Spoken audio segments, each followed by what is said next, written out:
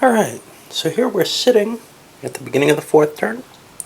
17 points in play for the Mongols. I don't think they have the kind of force and power to push their way through Egypt. So let's kind of take those points out of the equation, I think. What we're looking at is we need one more to get a minor victory. That's Karak. If we can get and control this area, we're in good shape as the Mongols. If somehow, say, the major Mamluk army is defeated and we still have actions to take, maybe a move on Cairo is possible, maybe a move on Egypt, but as of right now, that 23-point limit just doesn't seem possible. From the Mamluk side, what do we need to push? Well, right now we're at 17, which is in the draw area. We have to push down to 14 to get the minor victory. That basically means to Damascus. Forces placed. The Mongols have this kind of advantage because of Jerusalem being a castle. They can produce in there now that they've captured it. For the Mamluks, it's not quite that good, but they can produce in Gaza with the Ayyubids. And, well, they could only produce really one unit. I could decrease Karak and this and get one more full-strength unit. Might be worth bumping this thing off and getting a half-strength Ayyubid unit. And I'll put that in Karak to help defend it. But that's really all I've got. The rest of the force is down in Cairo and spread out throughout Egypt in the castles, but it's going to be hard to pick those up. So I pretty much have to rely on the main Mamluk army to move forward and try to encounter. For the Mongols, they want to take Baibars out, but he's a potent leader, and they're about even otherwise. You know, we saw the Mongols have a slight advantage troop-wise. We'll see. There aren't a lot of Mongol reinforcements coming on. Their replacement rate is really the 2 units that they brought in. Both sides gathering for the fight. The Mongols pulled forces using a card from Basra and Damascus, beef up their army a little bit. With 2 leaders there, they can pull this entire stack, but that means they didn't take the opportunity to try to attack Baibars. Part of the fear there was Baibars would just fall back, continuously trying to shadow them because he's a good leader. On the other hand, we have Kutuz managed to move forward, and he gathered up all his forces, leaving Cairo empty. That's dangerous, but it's hard for the Mongols to get beyond there. All the naval cards aren't going to be too much help unless the Mongols can get a port.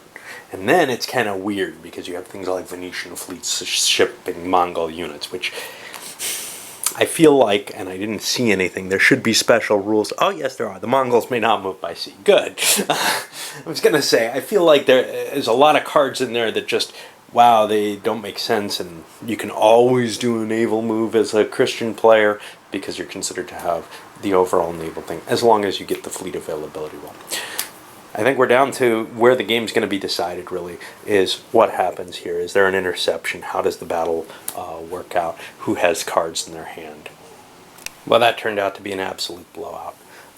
The Mongols moved down. They were intercepted. Leadership advantage and the interception advantage, even though Baibars was there, along with a column shift, meant even with the same rolls, the Muslims put 18 hits on the Mongols. The Mongols only got 6 on the Mamluks. This is pretty much over.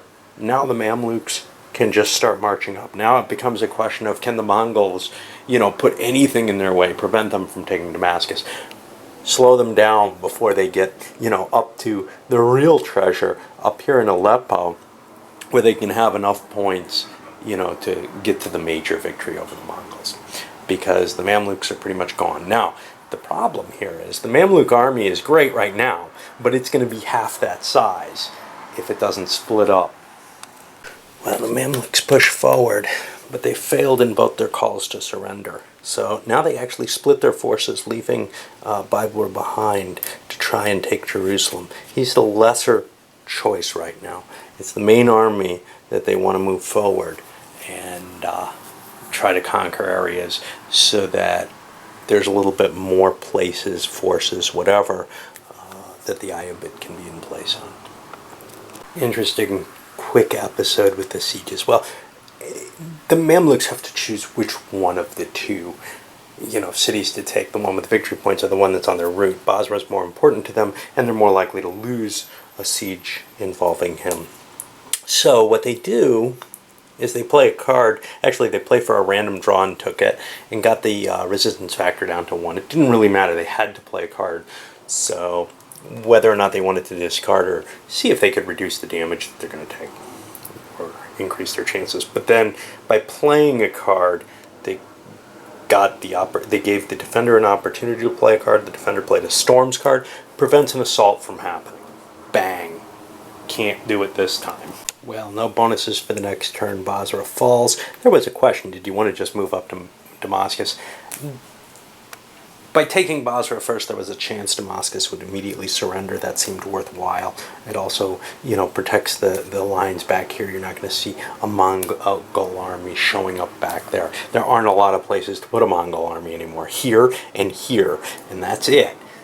So only one unit's going to show up here. We see the Armenians have pushed their way down, garrisoned Aleppo, and, getting into range where they can join a Mongol force and maybe try to defeat whatever is coming in the north, to try to make this a draw instead of a definite loss. Ignoring Baibars, he's, just too good to actually conduct a siege. You want to leave him camped there because he'll stay there forever, right? And at the end of the turn, especially after a suicide sortie by the internal forces in Damascus, the decision's made. Baibar's will to take Jerusalem, and he succeeds in doing so. He actually reduced the resistance factor down to 1, which wasn't too bad at all. He did take a step loss, however, but it swings the points, and now we're down to 15, which is right at the bottom of the draw. One more thing, and we're talking about a Christian victory. So, at this point, we kind of have to worry. I could have made an attack with those Armenians, but the odds just looked too crappy. So I was actually throwing cards. And unfortunately, a very good card was the last card the Mongols threw. One that would have helped had they been able to take the siege. They could have used it on Basra, but they were holding it out against Damascus, figuring there would be an attack launched. The cards just weren't there. Now it's time to see who goes home. Well, let's move this forward. The Mamluk army goes home, that's who. Siege of Damascus ends.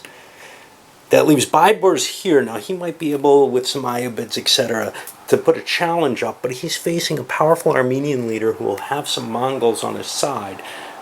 This may not be as easy as it looks, and there might be a threat for Jerusalem as well. I think the Mamluks can't win this anymore. That's my guess. I'm not positive of it. But the Mongols might just be able to pull out a minor victory if they can swing back down here. Okay, so moving into the final turn for this game.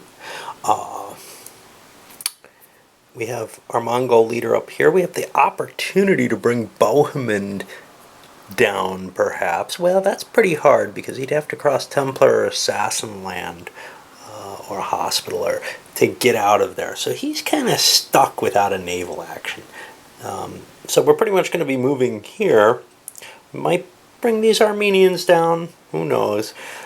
Gather up with these forces and perhaps the forces in Damascus. This is my plan, and push down. Now, the other side? Well, Baibars isn't completely helpless. He's got a weaker army, but he could do some damage. Alternatively, I could push perhaps half the main army, or play a big card and push some of these units.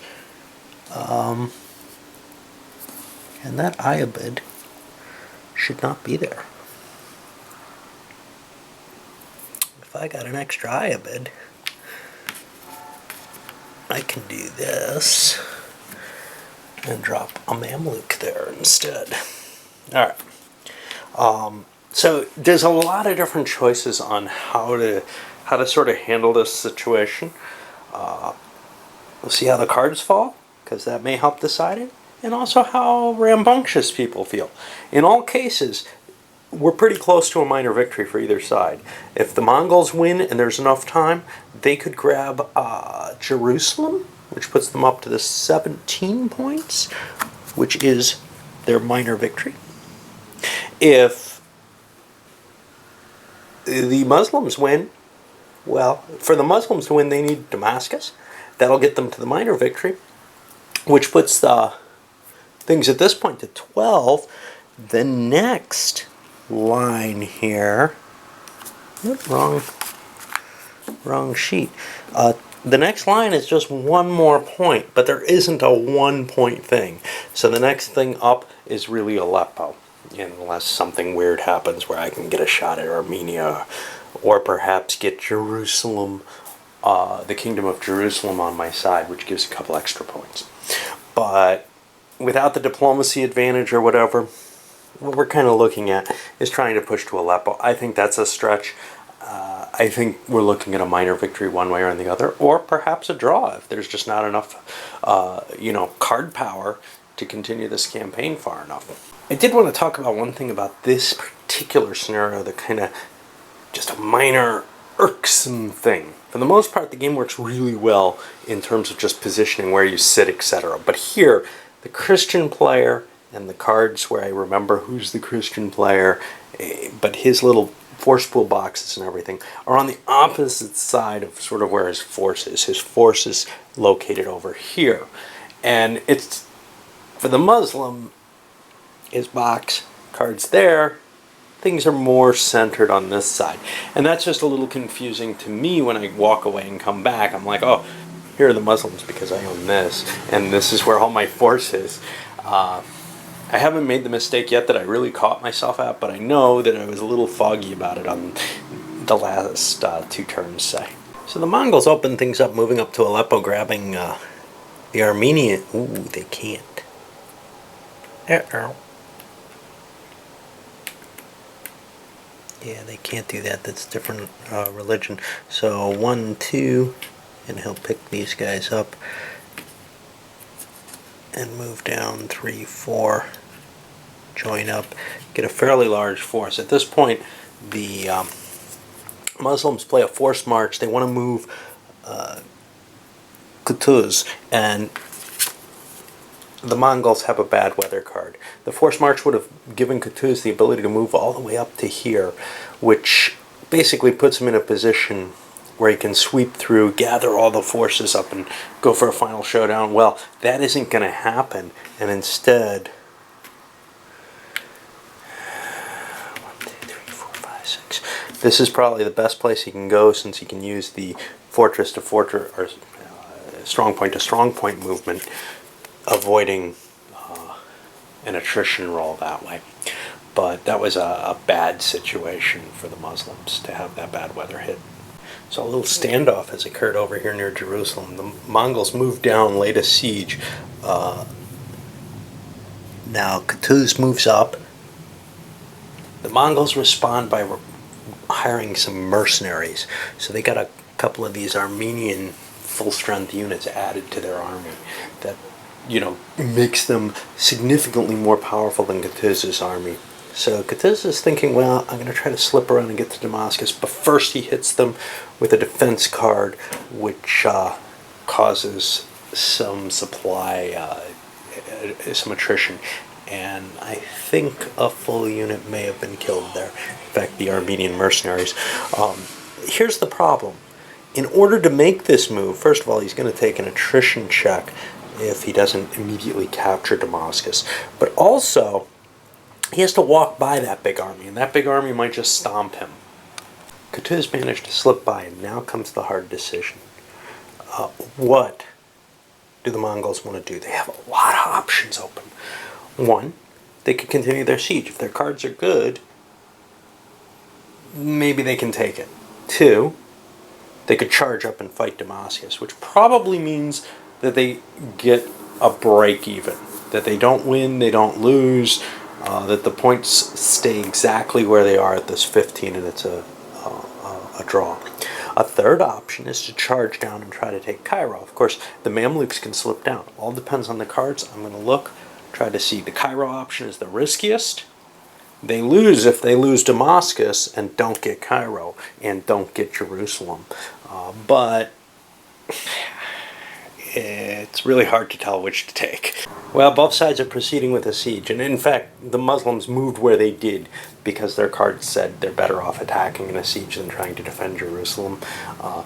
The Mongol cards, they have no ability to move. They had a bunch of 1-point cards, so the only option they have is to try to take Jerusalem. Now, if this swings 1 point away from their favor down to 14, they still lose. They have to keep Damascus, which they don't have the cards for, and they have to take Jerusalem. Of course, some of the siege cards, maybe I'll give them an extra card, but it looks pretty bad for the Mongols, right? The Mongols played all their cards to attempt to get Jerusalem down. There was a defensive play against them to attack some of their units, sortie coming out. When the numbers added up, they didn't work out well at all. They were both rolling on the 11 to 16 table, but the Muslims had like a +3, 2 for being the defender, 1 for having better leadership because of Baibars. Now, the Muslims have 3 cards to try to take Damascus, and with that, a minor victory. They probably can't get any further off of it, though. Well, there's our ending. Assault was made on Damascus after 1 more card. Little, high resistance factor, but they had the odds in their favor. They swung it over, took it. Charged straight up for Aleppo, didn't bother asking for surrenders. Asked for a surrender at Aleppo. They had I think a 1 in 6 chance. It didn't happen. Then they played a traitor in the enemy ranks. The Antioch idea here where someone opens up the gate and you charge in. But it was a trap. And so they ended up attacking the full-strength fortress. They didn't even get a die roll. They lost a couple more steps. No gain there. But they still get their minor victory. 3 more points down would have brought it to 9, which would be a Muslim major victory. So it was worth the shot. And this was really optimizing the chances for it.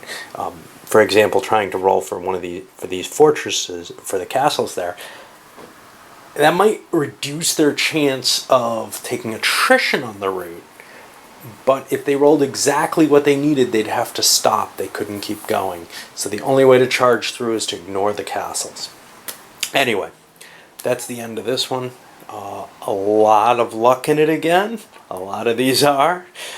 But again, a very, very different picture and a different kind of game.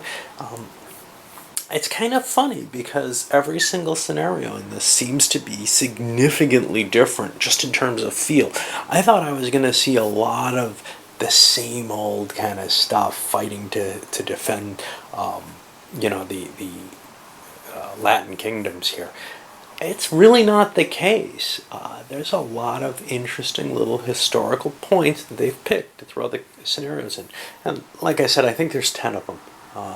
They don't match the Crusades precisely, the major Crusades. But they kind of make up for that by allowing for minor Crusades through some of the play of the cards. So it's, it's just really a neat feel for it all. Anyway, I'm going to try to convince myself to do something else in between here because I've only got, 2 more left? All right, up this goes.